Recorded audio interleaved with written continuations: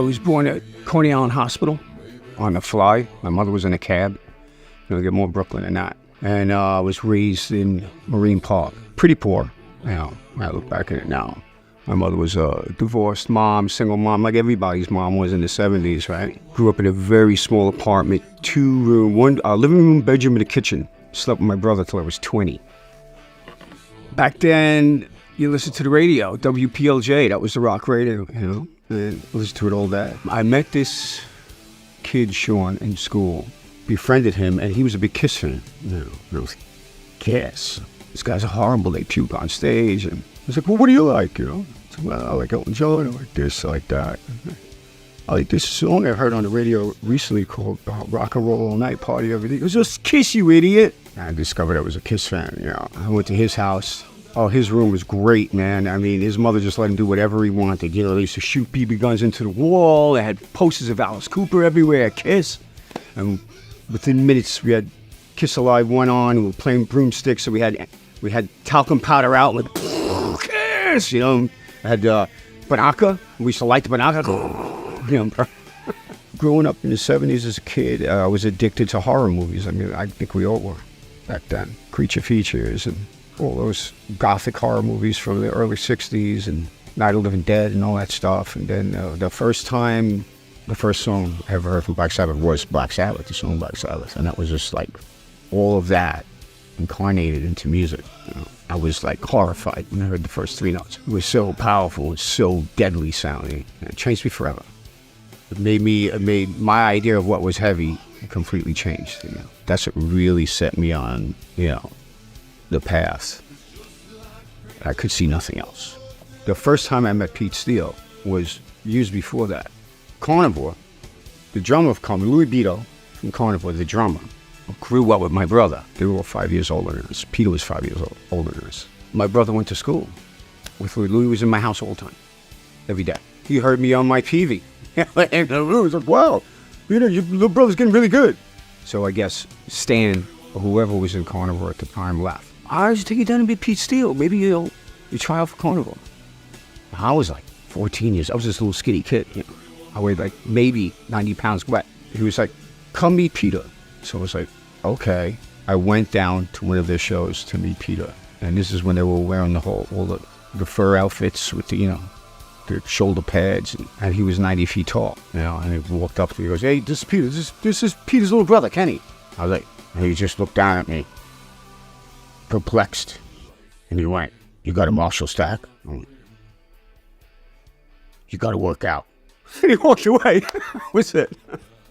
That was my first meeting of Peter. Regardless, I didn't get into Carnival. Would have never figured that I would end up playing with the guy for 30 years after. Our first rehearsal was like in the A room in Sal's studio on Quentin Road. Josh came down. It's the first time. First time I officially met Josh. I knew him too from back in the day when I was a kid. He was one of the older kids still. And he was just like full on.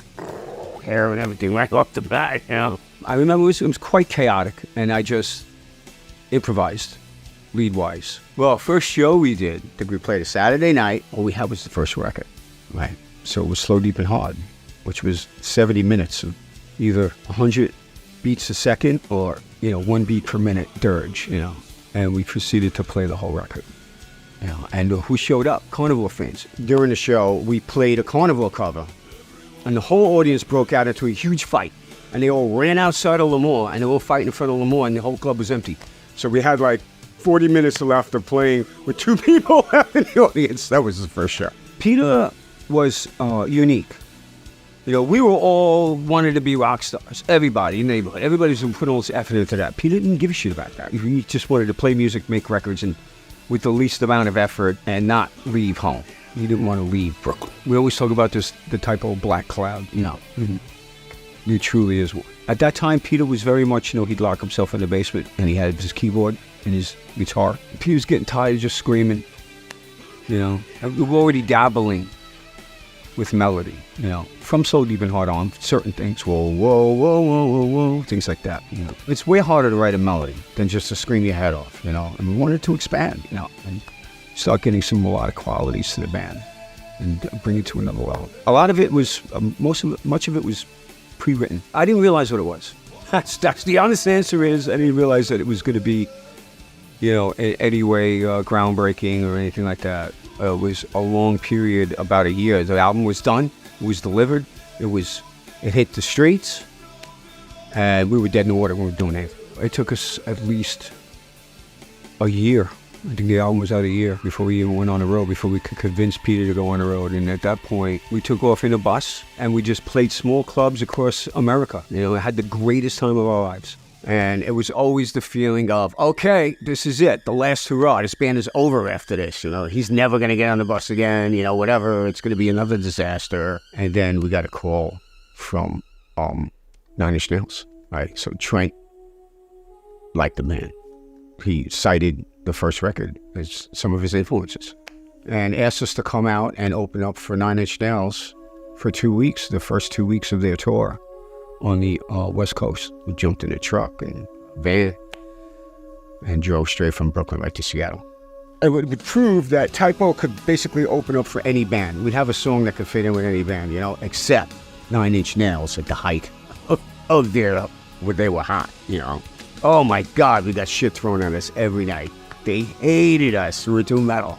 So that's it. This 2 weeks is gonna break the band. We're gonna be superstars. We get there, people throwing stuff at us. Peter's fine, like, you're gonna throw anything, throw money. Change, like tons of change. We were only there for 2 weeks. And then another thing where Tommy Lee and guys from Motley Crue were making their record with Karabi at the time, and they liked the band. They were playing the band in their control room while they were making that record. So they asked us to come out with them. This is probably 95, I'm thinking. Motley Crue? How are we going to play with Motley Crue? Forget it. We just got off the whole 9 Inch Nails experience, It was like, we're going to get shit thrown at us. We listened to it. We took the tour. It was a summer shed tour. All outdoor sheds, arenas. And we had nothing to lose, and my manager was right. Within the first week, we were selling like 2,000 records a week, which was like, we sold 50 albums a week before that.